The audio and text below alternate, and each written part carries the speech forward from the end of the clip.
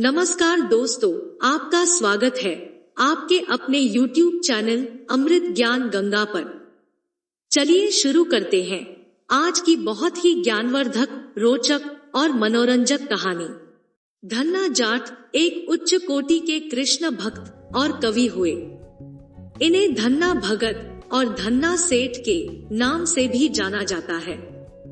इनकी भक्ति का प्रताप ऐसा था कि स्वयं भगवान कृष्ण इनकी गायें चराने आते थे और इनके साथ भोजन पाते थे। इनके गांव धुआं कला में सिख समुदाय के लोगों ने धन्ना जी के नाम से एक भव्य गुरुद्वारे का निर्माण करवाया है। धन्ना जी के द्वारा गाए हुए कई पदों को गुरु ग्रंथ साहिब की गुरुवाणी में भी स्थान दिया गया है। धन्ना जाट बचपन से ही भगवान शालीग्राम जी के भक्त थे। धन्ना जाट का जन्म 20 अप्रैल 1415 ईस्वी में दियोली शहर के नजदीक गांव धुआं कला में हुआ था।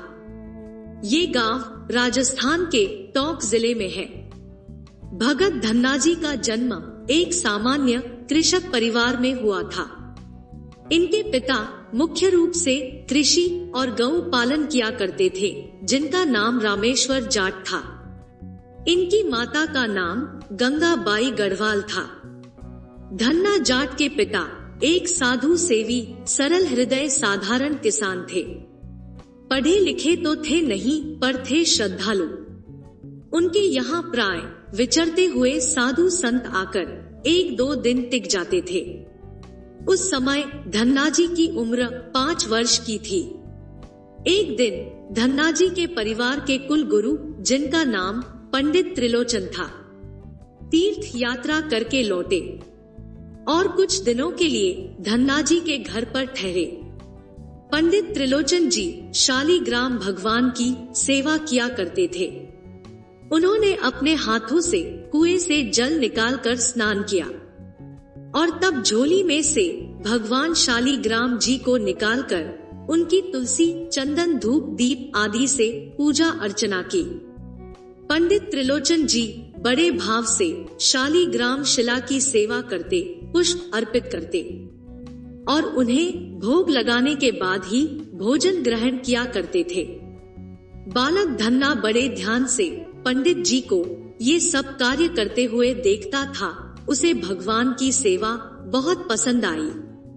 कुछ दिन बाद जब पंडित जी जाने लगे, तब बालक धन्ना पंडित जी के शालीग्राम भगवान के लिए जिद करने लगा, मुझे ठाकुर जी चाहिए, मुझे ठाकुर जी चाहिए। परंतु पंडित जी अपने ठाकुर जी छोटे से बालक को कैसे दे सकते थे। धन्ना जी को उनके माता पिता ने बहुत समझाया, परंतु धन्ना जी नहीं माने। अंत में लोगों ने पंडित जी से कहा कि अरे ये तो बालक है, इसे शालीग्राम जैसा कुछ और देकर बहला दो। अगले दिन पंडित जी नदी में स्नान करने गए। वह वहां से एक गोल मटोल, थोड़ा बड़ा सा काले रंग का पत्थर अपने साथ घर ले आए। तब वह बालक धन्ना जी के पास आकर बोले, मैं तुम्हें अपने ठाकुर जी दे दूंगा, लेकिन मेरे पास 2 ठाकुर जी है, बड़े ठाकुर जी और छोटे ठाकुर जी। तुम्हें कौन से ठाकुर जी चाहिए? धन्ना जी ने झट से जवाब दिया, मुझे तो बड़े ठाकुर जी चाहिए। पंडित जी भी यही चाहते थे। तब पंडित जी ने धन्ना जी को वह बड़ा काला पत्थर बड़े ठाकुर जी बताकर दे दिया। बालक धन्ना को बड़ी प्रसन्नता हुई। अब ठाकुर जी को पाकर धन्ना जी बहुत प्रसन्न हो गए।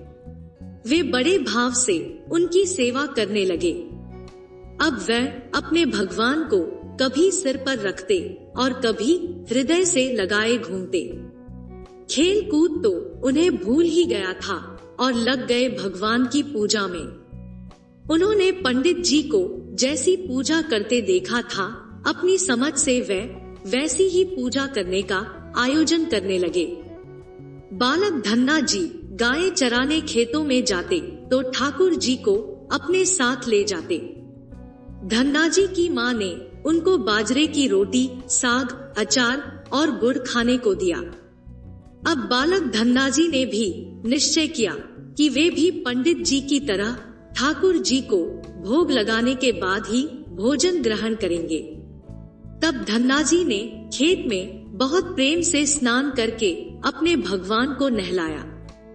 चंदन तो पास में था नहीं, इसलिए भगवान को मिट्टी का तिलक किया। तुलसी दल के बदले में वृक्ष के हरे हरे पत्ते चढ़ाए, फूल चढ़ाए, कुछ तिनके जलाकर धूप कर दी और दीपक दिखा दिया। हाथ जोड़कर प्रेम से दंडवत प्रणाम किया। बालक धन्नाजी की माँ ने जो बाजरे की रोटी उनको खाने को दी थी, धन्नाजी ने वे रोटियां ठाकुर जी के आगे रखकर भोग लगाया, परंतु ठाकुर जी ने भोग नहीं लगाया। बालक धन्नाजी ने वे रोटियां ठाकुर जी के आगे रखकर आंखें बंद कर ली। बीच बीच में आंखें थोड़ी खोलकर देखते भी जाते थे कि ठाकुर जी खाते हैं या नहीं। जब ठाकुर जी ने रोटी नहीं खाई, तब इन्होंने हाथ जोड़कर बहुत प्रार्थना की। इस पर भी ठाकुर जी को भोग न लगाते देख इन्हें बड़ा दुख हुआ। उनके मन में आया कि भगवान मुझसे नाराज है, इसलिए मेरी दी हुई रोटी नहीं खा रहे। भगवान भूखे रहे और वह स्वयं खा ले, ये भी नहीं हो सकता था। बालक धन्नाजी ने निश्चय किया कि जब तक ठाकुर जी प्रकट होकर स्वयं भोग नहीं लगाते, वे भी भोजन ग्रहण नहीं करेंगे। जब ठाकुर जी ने भोग नहीं लगाया, तो धन्नाजी ने शाम को वह रोटी गाय को खिला दी। कई दिन हो गए, ऐसा ही चलता रहा। ठाकुर जी रोटी खाते नहीं और धन्नाजी उपवास करते हैं। शरीर दुबला होता जा रहा है। माता पिता को कुछ पता नहीं कि उनके लड़के को क्या हुआ है। बालक धन्नाजी को एक ही दुख है कि ठाकुर जी उनसे नाराज हैं, उनकी रोटी नहीं खाते। अपनी भूख प्यास का उन्हें पता ही नहीं। ऐसा ही चलता रहा। ना ठाकुर जी भोग लगाते और ना बालक धन्नाजी भोजन ग्रहण करते। एक दिन जब धन्नाजी की माता जी फिर से रोटी लेकर आई, तो बहुत दुखी होकर बालक धन्नाजी खेतों में जोर जोर से रोने लगे और ठाकुर जी से गुहार लगाने लगे। वे बोले, आप तो बड़े ठाकुर जी हैं, आपको तो लोग रोज ही 56 भोग जिमाते होंगे, परंतु मैं बालक 3 दिन से भूखा और परेशान हूँ। क्या आपको मुझ पर दया नहीं आती है? मुझ पर दया करके ही थोड़ा भोग लगा लो, जिससे मैं भी कुछ खा सकूं। क्योंकि पंडित जी ने कहा है कि आपको खिलाए बिना कुछ नहीं खाना, इसलिए पहले आप खा लो, उसके बाद ही मैं खा सकूंगा। अब ठाकुर जी भी ऐसे सरल बालक से कब तक नाराज रहते।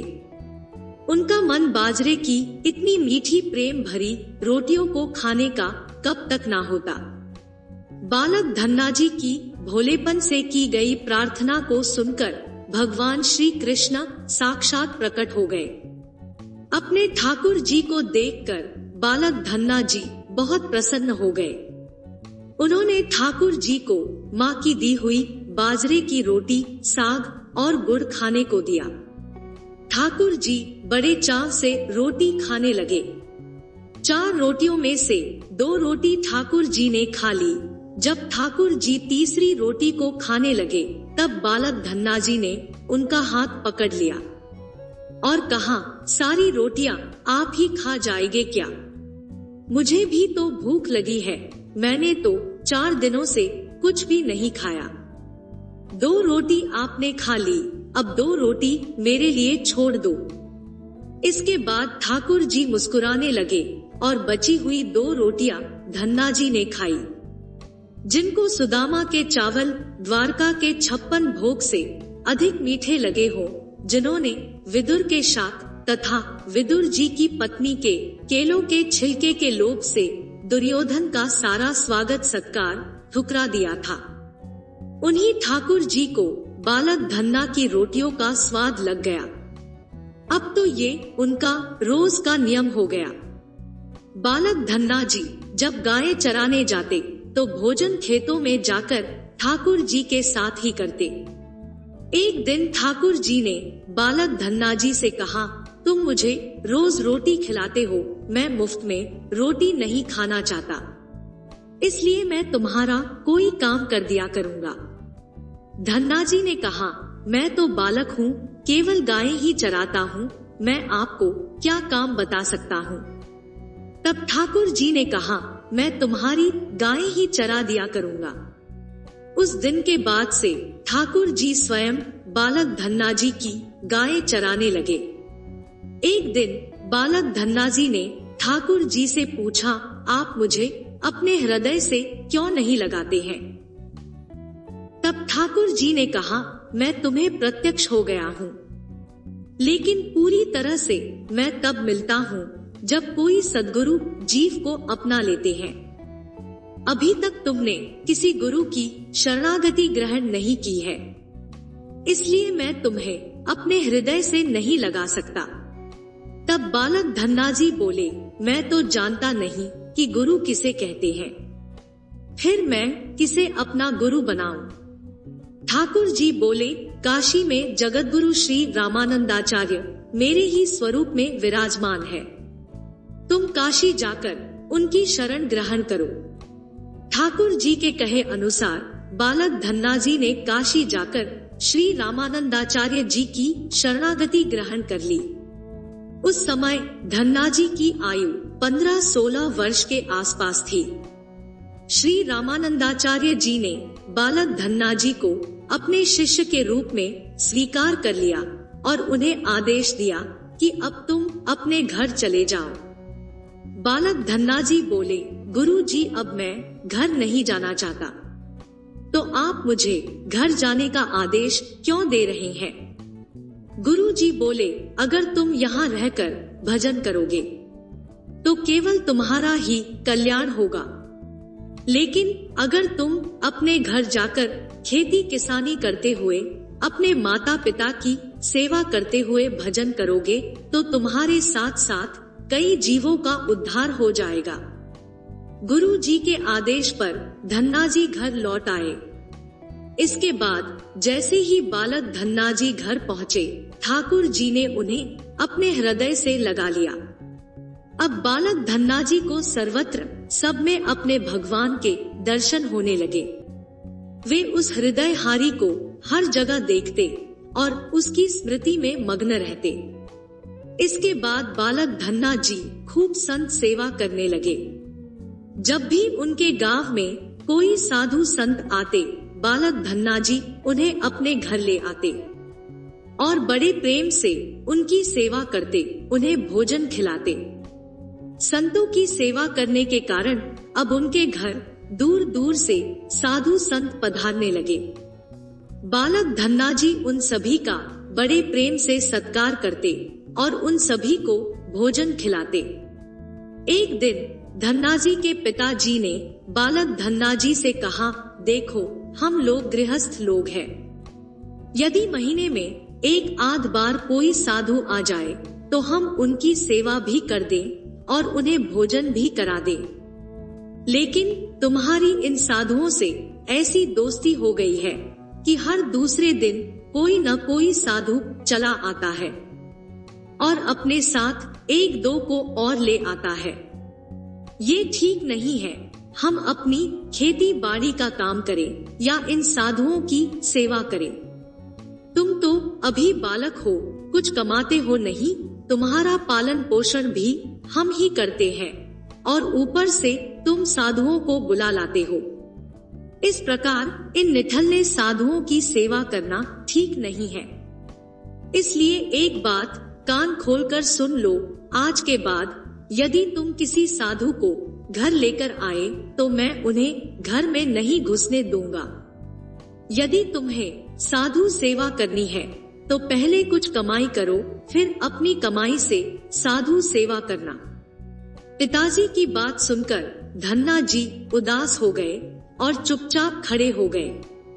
तब पिताजी ने बालक धन्ना जी को डांटते हुए कहा, आज के बाद किसी साधु को घर में लेकर मत आना और जाओ खेतों में गेहूं बोकर आओ। खेत तैयार है, बोरी में गेहूं का बीज रखा है, इसे बैलगाड़ी में ले जाओ और खेत में बो दो। बालक धन्नाजी ने बैलगाड़ी में गेहूं रख लिया और खेत में बोने चल दिए। धन्नाजी थोड़ी दूर ही चले थे, उन्हें मार्ग में 5-6 साधु संतों की टोली आती दिखाई दी। धन्नाजी तो सर्वत्र अपने भगवान को ही देखते थे। बालक धन्नाजी ने बैलगाड़ी से उतरकर उन्हें साष्टांग प्रणाम किया। संतों ने धन्नाजी को आशीर्वाद दिया और पूछा, बेटा इस गांव में धन्नाजी का घर कौन सा है? सुना है वे जगत गुरु श्री रामानंदाचार्य जी के शिष्य हैं और बहुत छोटी उम्र में ही उन्होंने भगवान का दर्शन प्राप्त कर लिया है। हम भी उनका दर्शन करना चाहते हैं। ये सुनकर बालक धन्नाजी संकोच में पड़ गए और वे हाथ जोड़कर बड़ी विनम्रता से बोले, महाराज लोग मुझे ही धन्ना भगत कहते हैं। संत बोले, भगवान ने बड़ी कृपा की, हम जिनसे मिलने आए थे वे यही मिल गए। निश्चित ही आप ऐसे ही भक्त हैं जैसा आपके विषय में सुना था। कितनी विनम्रता है आप में। चलिए आपके घर चलते हैं, वहीं पर बैठकर आपसे चर्चा करेंगे। बालक धन्नाजी ने सोचा, अभी पिताजी ने साधुओं को घर लाने के लिए मना किया है। यदि मैं खेतों में बीज बोने के बजाय इन साधु संतों को घर ले गया तो पिताजी आसमान सिर पर उठा लेंगे और इन साधुओं को भी भगा देंगे। तब बालक धन्नाजी कुछ विचार करके बोले, महाराज अभी घर पर कोई नहीं है, मैं भी खेतों की तरफ जा रहा हूँ, आप भी मेरे साथ वहीं पर चलिए। संत बोले, ठीक है, हमें तो आपसे मिलना था, अब आप जहाँ ले चले हम वहीं पर चलेंगे। फिर बालक धन्नाजी उन सभी संतों को अपने खेत में ले गए। खेत में एक पेड़ के नीचे बने चबूतरे पर साधुओं को बैठाकर बोले, महाराज आप यहीं पर कुछ देर विश्राम कीजिए, तब तक मैं आपके भोजन की व्यवस्था करता हूँ। ये कहकर बालक धन्नाजी वहाँ से बैलगाड़ी लेकर चले गए। बैलगाड़ी लेकर धन्नाजी सीधे बनिए की दुकान पर पहुँचे। वहाँ पर उन्होंने बैलगाड़ी में जो बीज वाला गेहूं जो खेत में बोने के लिए रखा था उसे बनिए को बेच दिया और उन्होंने उन पैसों से बनिए से दाल बाटी और चूरमा बनाने का सारा सामान खरीद लिया। सामान लेकर बालक धन्नाजी खेत पहुँचे। वहाँ पर उन्होंने संतों के साथ मिलकर बहुत बढ़िया दाल बाटी और चूरमे का प्रसाद बनाया। भगवान को प्रसाद का भोग लगाने के बाद बड़े प्रेम से उन्होंने संतों को भोजन करवाया और इसी बीच भगवत चर्चा भी होती रही।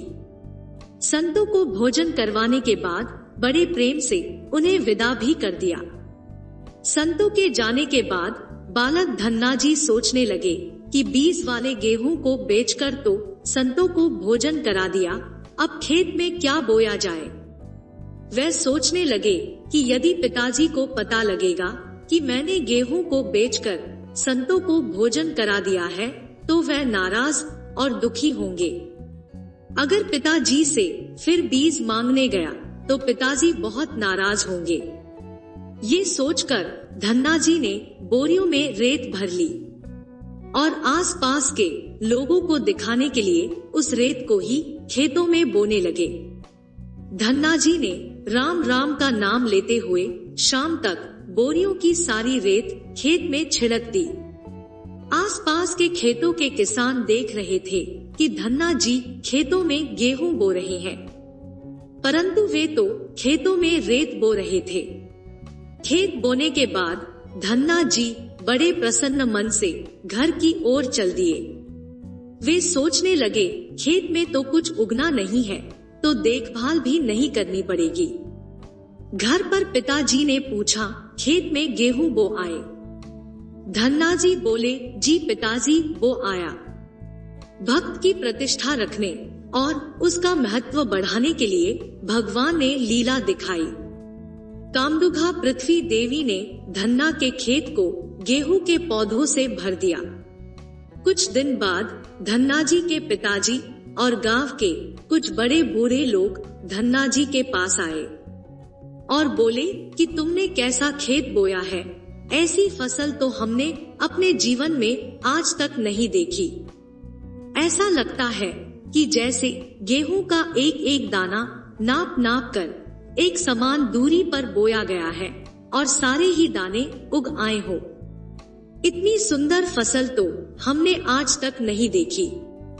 ये सब तुमने कैसे किया? धन्ना जी सोचने लगे, ये सब लोग उनको ताने मार रहे हैं। खेत में कुछ उगा ही नहीं होगा, इसलिए सब लोग ऐसी बातें बोल रहे हैं। तब धन्ना जी ने स्वयं खेत पर जाकर देखा। वहां जाकर वह आश्चर्यचकित रह गए। उन्होंने देखा कि जिस खेत में उन्होंने रेत बोई थी, वहां पर फसल उग आई थी और ऐसी सुंदर फसल उन्होंने भी कभी नहीं देखी थी। फसल को देखकर धन्ना जी को भगवान की कृपा का एहसास हुआ और उनकी आंखों से आंसू निकल आए। धन्ना जी जोर जोर से रोने लगे। जब धन्ना जी के पिताजी और अन्य गांव वालों ने रोने का कारण पूछा, तब धन्ना जी ने रोते हुए सारी घटना कह सुनाई। धन्ना जी बोले, पिताजी, जब आपने संतों को घर लाने के लिए मना किया था और खेत बोने के लिए गेहूं दिया था, उसी दिन मुझे मार्ग में कुछ संत मिल गए। मैंने उन संतों को अपने खेत पर ठहराया और बीज वाला गेहूं बनिए को बेचकर संतों को भोजन करवाया। इसके बाद मैंने खेतों में रेत बो दी। रेत बोने के बाद ये फसल कैसे उग आई मुझे नहीं मालूम। धन्ना जी की ये बात सुनकर उनके पिताजी की आंखों से भी आंसू निकल आए और वे बोले, मेरा धन्य भाग जो मेरे घर में ऐसे पुत्र ने जन्म लिया। आज के बाद हम तुम्हें रोकेंगे नहीं, खूब साधु बुलाओ, खूब संत सेवा करो। हम अब तुम्हें कभी मना नहीं करेंगे। आज से मैं भी भगवान की भक्ति किया करूंगा और तुम्हारे साथ संतों की सेवा किया करूंगा। इसके बाद धन्ना जी और उनके परिवार वाले खूब संत सेवा करने लगे। कुछ समय बाद धन्ना जी की उगाई हुई फसल को काटने का समय आ गया। उस फसल से उतने ही आकार की खेती से 50 गुना ज्यादा गेहूं निकला। ये गेहूं इतना ज्यादा था कि उसे रखने तक की जगह नहीं बची थी। गांव के सभी लोग धन्ना जी की फसल देखकर आश्चर्य करने लगे। अब धन्ना जी और उनका परिवार अपनी क्षमता के अनुसार खूब संत सेवा और भगवान की भक्ति करने लगे। उनके घर हमेशा साधु संतों का तांता लगा रहता। साधु संतों की बड़ी बड़ी जमातें आती। भगत धन्ना जी बड़े प्रेम से उन सभी का सत्कार करते। भगत धन्ना जी जब भी खेतों में फसल बोते, हर बार ऐसी ही फसल होने लगी। अब भगत धन्ना जी अपने गांव के बड़े किसान बन गए। गांव के सभी लोग धन्ना जी को चमत्कारी संत मानने लगे और उनके खेतों की मिट्टी को भी चमत्कारी मानने लगे। अब जिन लोगों के खेतों में पर्याप्त फसल नहीं होती, वे लोग धन्ना जी के खेतों की मिट्टी ले जाकर अपने खेतों में छिड़क लेते, जिससे उनकी फसल भी अच्छी होने लगी। चारों तरफ धन्ना जी की जय जयकार होने लगी। एक बार भगवान ने भगत धन्ना जी की परीक्षा लेनी चाहिए। भगत धन्ना जी के गांव में अकाल पड़ गया। धन्ना जी बड़े किसान थे, उनके पास बहुत खेती थी और अन्न के भंडार भरे थे। अकाल के कारण उनके गांव और आसपास के क्षेत्रों के ब्राह्मण, संत, गरीब और जरूरतमंद लोग धन्ना जी के पास मदद की उम्मीद से आने लगे। धन्ना जी भी उन्हें दोनों हाथों से भंडार लुटाने लगे। कभी कोई जरूरतमंद उनके घर से खाली हाथ नहीं लौटा। धीरे धीरे भगत धन्ना जी का अन्न भंडार समाप्त होने लगा। परंतु धन्नाजी ने निश्चय किया कि जब तक उनका सामर्थ्य है वे किसी भी जरूरतमंद को निराश नहीं करेंगे। अपना सब कुछ बेचकर भी वे लोगों की मदद करेंगे। धन्नाजी की संत सेवा से प्रसन्न होकर एक दिन उनके पास संत के वेश में स्वयं ठाकुर जी आ गए। संत ने उन्हें तुम्बा के बीज दिए। तुम्बा वह होता है जिससे कमंडल बनाया जाता है। तुम्बा के बीज देकर उन्होंने कहा, धन्ना जी, इन बीजों को अपने खेतों में बो दो और जब इनकी फसल पक जाए तो उससे जो भी प्राप्त हो उसे लोगों की सेवा में खर्च करना। धन्ना जी ने ऐसा ही किया। संत की आज्ञा से उन्होंने तुम्बा के बीज खेतों में बो दिए। गांव के लोग कहने लगे कि लगता है धन्ना जी पागल हो गए हैं, ऐसे भीषण अकाल में फसल बो रहे हैं और वो भी तुम्बा की। इस कड़ुए तुम्बा को तो पशु भी नहीं खाते। ये तो केवल कमंडल बनाने के काम आता है। ऐसी फसल यदि उग भी गई तो उसका क्या फायदा। परंतु भगत धन्नाजी ने संत के कहे अनुसार अपने खेतों में तुम्बा के बीज बो दिए। कुछ दिन बाद तुम्बा की फसल उग आई। सभी लोग आश्चर्य करने लगे कि ऐसे भीषण अकाल में बिना पानी के कोई फसल कैसे उग सकती है। कुछ ही दिनों में भगत धन्ना जी का खेत हरा भरा हो गया। इसी बीच धन्ना जी जरूरतमंदों की सेवा करते रहे। धन्ना जी ने अपना सारा अन्न भंडार लुटा दिया। उनके घर में जो फसलों के बीज रखे थे वे भी उन्होंने संतों को भोजन कराने के लिए दान कर दिए। अब उनके पास अपने परिवार के गुजारे लायक भी अन्न नहीं बचा था। गांव के लोग कहने लगे कि बड़ा मूर्ख है जो सारा अन्न लुटा दिया, अपने परिवार के लिए भी कुछ नहीं रखा और इसने फसल भी बोई तो तुम्बा की जिसे खा भी नहीं सकते। भगत धन्ना जी को लोगों की बातों से कोई फर्क नहीं पड़ा।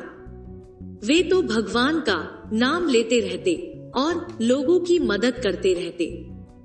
एक दिन ऐसा आया जब भगत धन्ना जी के खेतों में लगी फसल पक गई। उनके खेत में बड़े बड़े तुम्बा के फल दिख रहे थे। धन्ना जी ने सोचा, अब दान करने को तो कुछ है नहीं, अब इन तुम्बा से कमंडल बनाकर संतों को दिया करेंगे।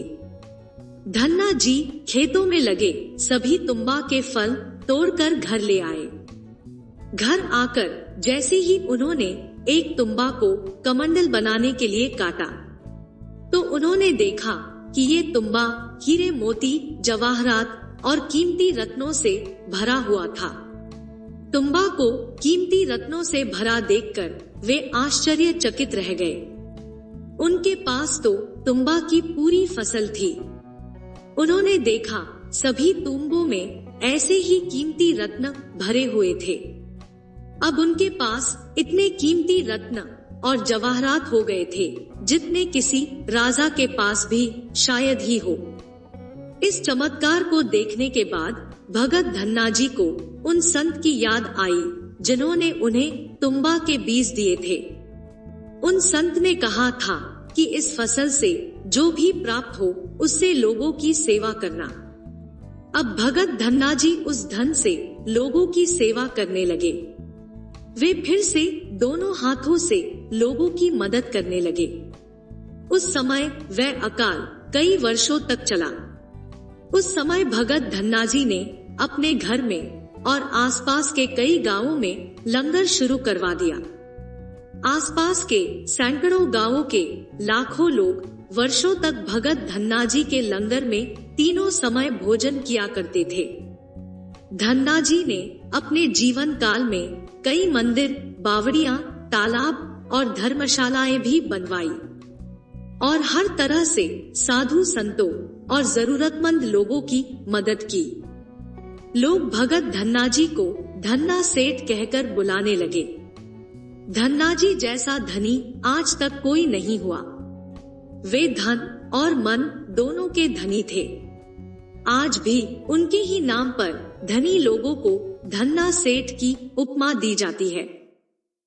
आशा करते हैं आपको हमारी ये कहानी पसंद आई होगी। आपको हमारी ये कहानी कैसी लगी कमेंट करके जरूर बताएं। आपको हमारी ये कहानी पसंद आई हो तो वीडियो को लाइक करें, चैनल को सब्सक्राइब करें। वीडियो को अंत तक देखने के लिए आपका बहुत बहुत धन्यवाद।